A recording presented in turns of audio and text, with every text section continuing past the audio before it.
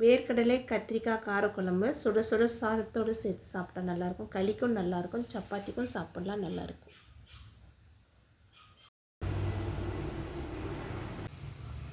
தண்ணியில் கொஞ்சம் உப்பு சேர்த்துக்கலாம்.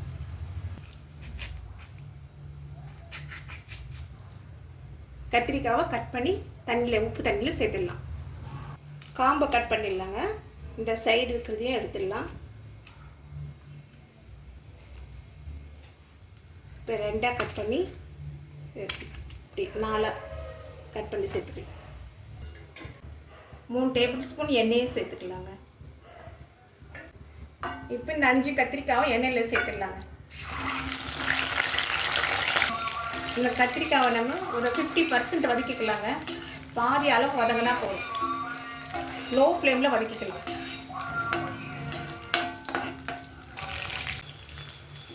கத்திரிக்காய் வதங்கிடுச்சுங்க. இதை வதங்கிறதுக்கு 5லேருந்து 7 நிமிஷம் ஆச்சு. இப்போ நம்ம இந்த கத்திரிக்காவை பவுலில் மாற்றிடலாம்.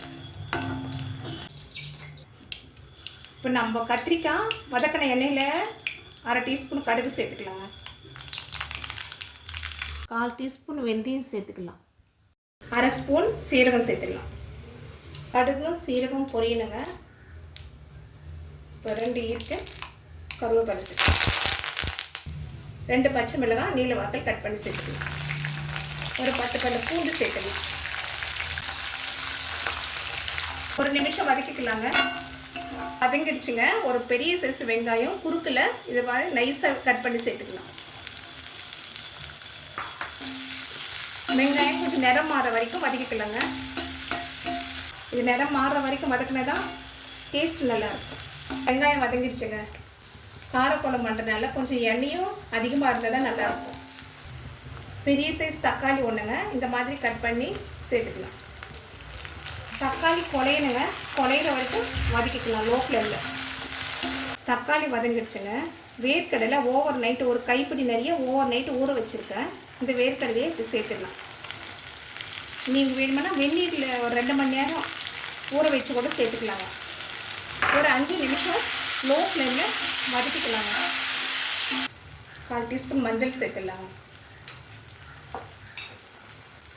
குழம்பு மிளகாய்த்தூள் 1 டேபிள் ஸ்பூன் சேர்த்துக்கிறேங்க. உங்கள் காரத்துக்கு ஏற்ற அளவு நீங்கள் சேர்த்துக்கங்க.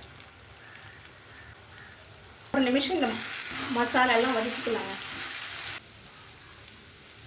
கொஞ்சமாக தண்ணி சேர்த்துக்கலாங்க. தேவையான உப்பு சேர்த்துடலாம். நல்லா கலந்துட்டு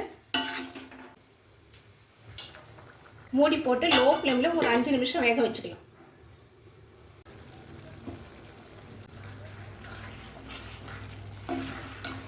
ஒரு 5 நிமிஷம் ஆயிடுச்சுங்க. வேர்க்கடலை நல்லா வெந்துடுச்சுங்க. கோலி சைஸாக உள்ள புளி ஊற வச்சு கரைசல் எடுத்துக்கலாங்க. புளி கரைசல் சேர்த்துடலாங்க.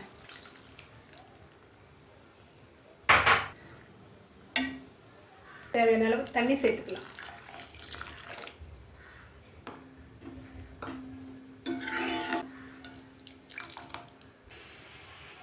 மூடி போட்டு ஒரு 10 நிமிஷம் லோ ஃப்ளேமில் வேக வச்சுக்கலாம். இப்போ 10 நிமிஷம் ஆயிடுச்சு.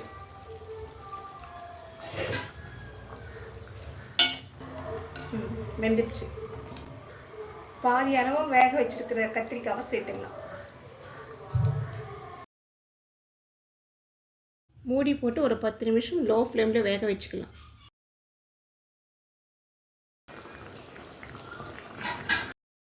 அரை டீஸ்பூன் வெல்லம் சேர்த்துக்கிறேங்க. உங்களுக்கு தேவையான சேர்த்துக்கங்க, இல்லைன்னா ஸ்கிப் பண்ணிவிடுங்க.